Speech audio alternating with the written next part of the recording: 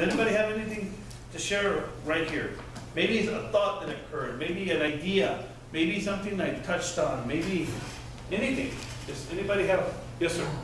The last thing that you were talking about, having vision, and how you have to have vision in order to just move forward, right? That's Yeah. what you're trying to say. Yeah. I can testify that in my life that has really helped me, is having vision of the things that are happening in my life and what I'm looking forward to right now, you know, the things that God has for me. That helps me, kind of anchors me to stay on the right path. Yeah, so even when those come, you know, and they will come. Yes, they do come. There you go. You know, I get discouraged, but I always remember that God has something for me, man. I know there's something up ahead, and I have to keep on pushing. I have to get past this. So without that vision, I wouldn't be anchored, you know. So right now I have vision for something that I know God's gonna do in my life, and it helps me to just these things on the side. And you know, You have a purpose. yes, I have purpose. That's right. And I'm telling you, you don't have to see exactly where you're going, but just know that you have it. And then just going through a process, right? And that's awesome. Anybody else? Yes, I can identify that with. Or questions? With marriage, I always had problems, and I always was focused on those problems. I never saw beyond that. And the moment I started having a vision about it, you know, I'm gonna have a good marriage. You know, I want the marriage like my pastor has, a good marriage, solid marriage. And I guess when I started focusing on that, things started working out. And like you said, they start to align, and you start to learn to, I guess, follow a different route. You know, that route was taking you back to that argument. You just take a different route now, and keep that a vision of, you know what, my marriage is going to be great. And I guess that's something where I identify with that. Well, let me say something about marriage. I heard a good illustration of that. And I know there's a few couples here, people are going to get married, and a few marriages here. So let me give them a marriage advice. Right?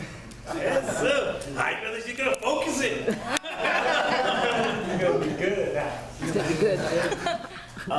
Darren Hardy, one of my favorite business philosophers, said he was about 20 years old, went to a seminar, and we're talking about marriage, and we're talking about how to be successful in marriage.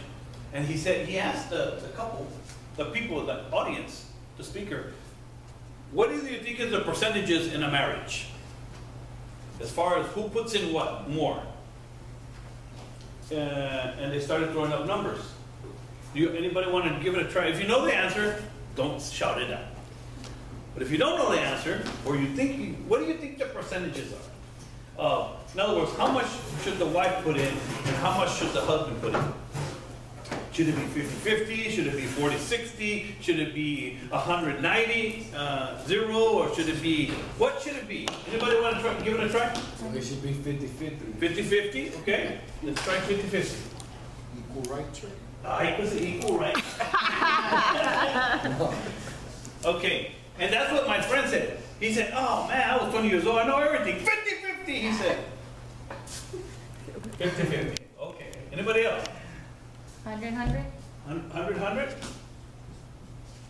Okay. Who said 100-100? Me. Okay, anybody else?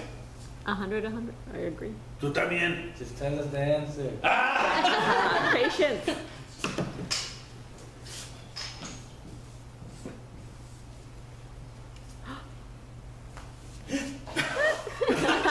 Wait a minute! That's right. That's true. Yeah. Thank you. Get it. Here's what he explained. Remember, this is personal development.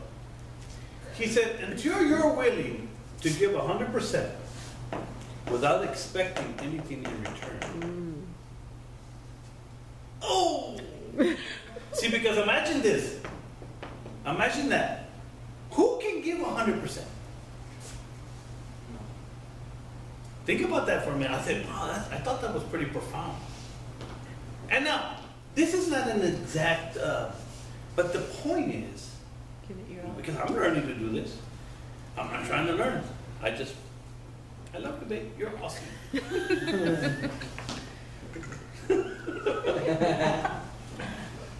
I'm trying. It's not easy. I didn't say it was easy. wonder why he never gets mad. He never gets mad. No, it's I'm learning. just- But you know what? Yeah, I'm gonna break her.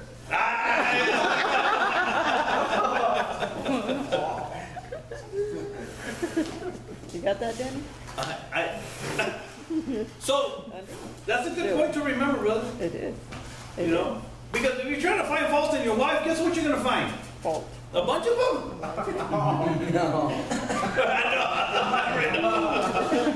Or vice versa. So the idea in a marriage is you do your best and you do your best. You do your best, and your wife should be in this class. Next week, let's traigo. I knew it. So, and I thought that was pretty cool, marriage advice. But that's the same thing in relationships and life. You know, be willing to give. And not expect, it's biblical. Don't expect anything in return. I mean, you know, we naturally expect things, right? And when we don't get in return, well, not anymore, we just don't do it again. That's fine. But don't get all crooked anymore. Let's forgive and let's move on. I'm telling you, live a happier life. Yes. You made me forget what I was going to say. I said my daughter said that you need to learn to stay quiet sometimes. Our human nature wants to be right. Oh, yeah, we want to be right. We want to be right, or we want to have the last word. And my daughter, who's been married for how long? Has she been? 10. No, 14 years. She said, I just learned just to stop the conversation. Like I think one example was that she was remembering her quinceanera, and her husband said, I don't want to hear about you dancing with someone else. Well, he wasn't even in the picture way back then. But she said, you know what? I just didn't say anything. And then life just continued. She just put it in the back, and then they just kept doing what they were doing, and everything was okay. But like she said, it was not worth fighting about or arguing about. Or she said it was a happy moment in my life that I wanted to remember, but he didn't want to talk about it, so we stopped talking about it and we went on to something else. So we learned to just set the sail another way. Yeah, there you go. So again, these are just learning processes. It's a process. And this is a big one for me, the process. Once I got these ideas, these concepts in my mind, I'm telling you, man, just life gets better. You know, more rewarding, right? Anybody else? Yes, sir.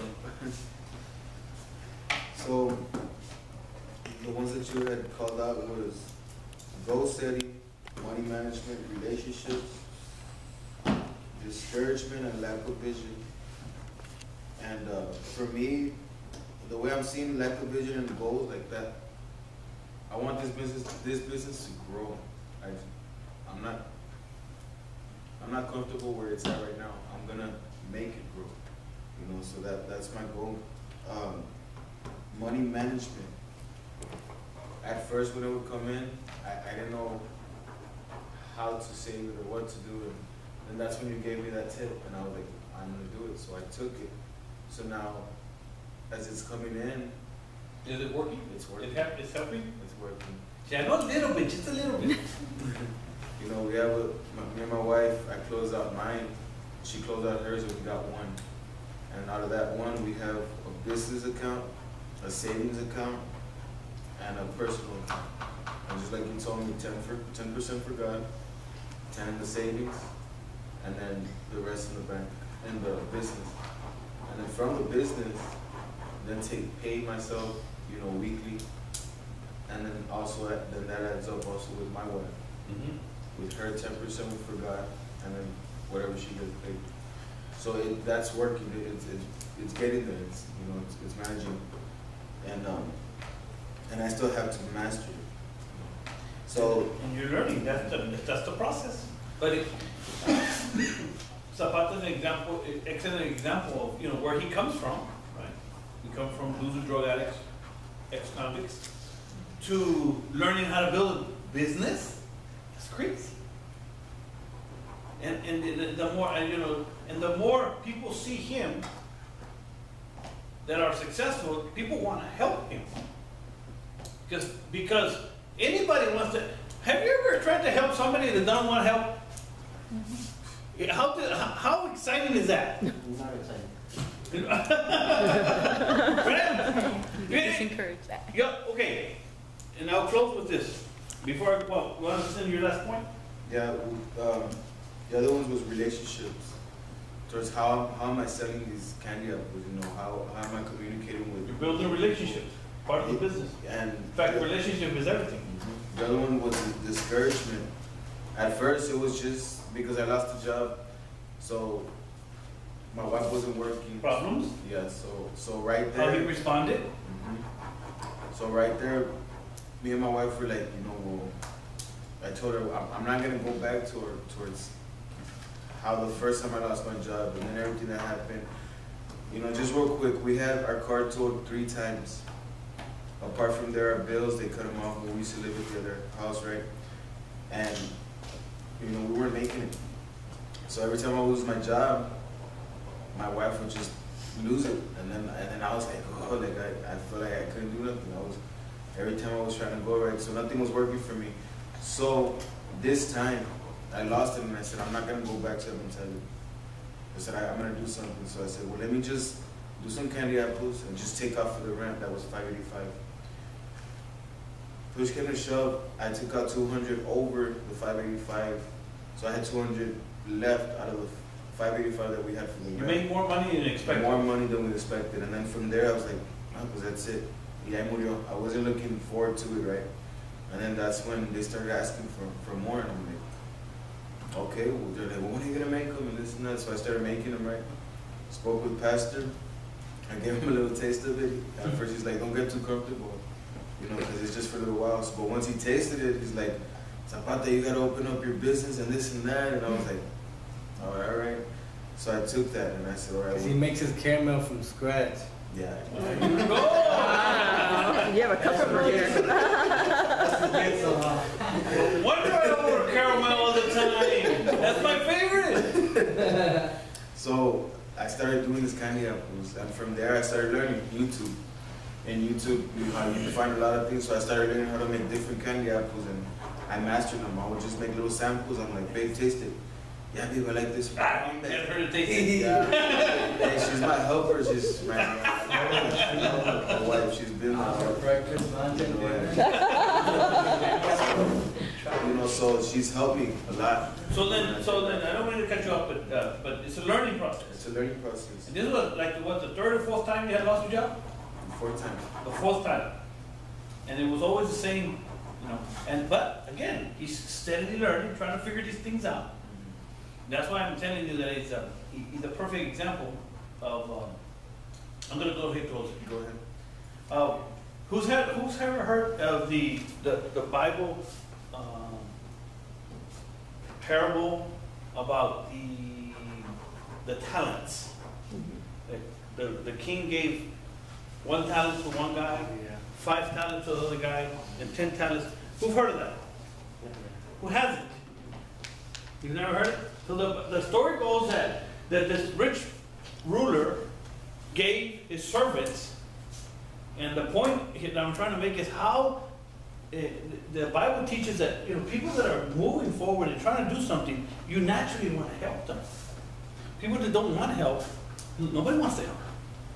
That's why it's so hard to help somebody. Oh, they're bad. Okay. You already got to help them.